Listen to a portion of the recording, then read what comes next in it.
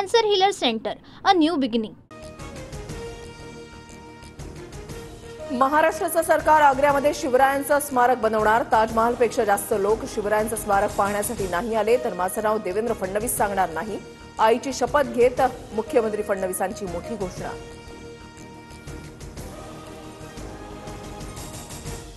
अजिंक्य देवगिरी प्रतिष्ठानकडून आग्र्यामध्ये शिवजयंती साजरी। शिवजयंतीच्या कार्यक्रमासाठी मुख्यमंत्री फडणवीसांची उपस्थिती। भाजपा राहुल गांधींची बदनामी करत आहे। पंतप्रधान मोदींनीही शिवजयंतीवर ट्विट करताना श्रद्धांजली शब्द वापरला आहे। विजय वडेट्टीवारांची भाजपवर टीका।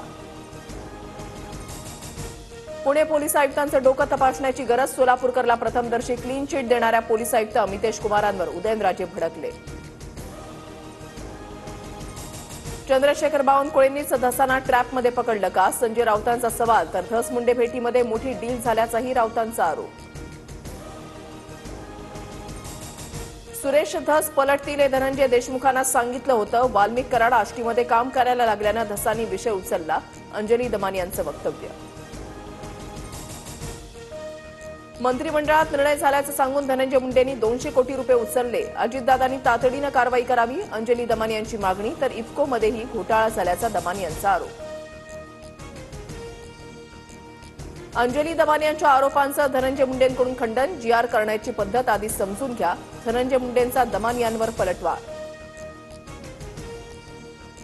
मुंडेंच्या राजीनाम्याबाबत मुख्यमंत्री उपमुख्यमंत्री निर्णय घेतील। कोणत्याही गोष्टीला मर्यादा असते। भरत गोगावलेंची प्रतिक्रिया। करुणा मुंडेंनी सुप्रिया सुळेंची भेट घेतली। मुंबईतील वायबी सेंटर इथे सुप्रिया सुळेंची भेट घेतली। करुणा मुंडेंनी सुळेंना मारहाणीबाबतची माहिती दिली।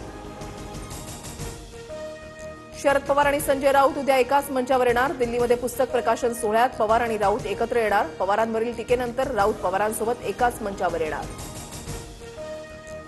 राष्ट्रवादीच्या शिवसन्मान रॅलीला छगन भुजबळांची उपस्थिती। छगन भुजबळांची नाराजी दूर झाल्याची राजकीय वर्तुळात चर्चा। तर मतभेद बाजूला ठेवून काम करावं लागतं भुजबळांची प्रतिक्रिया।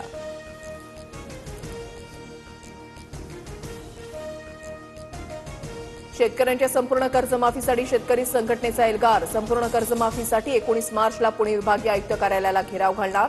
शेतकरी संघटनेच्या रघुनाथदादा पाटील यांचा इशारा।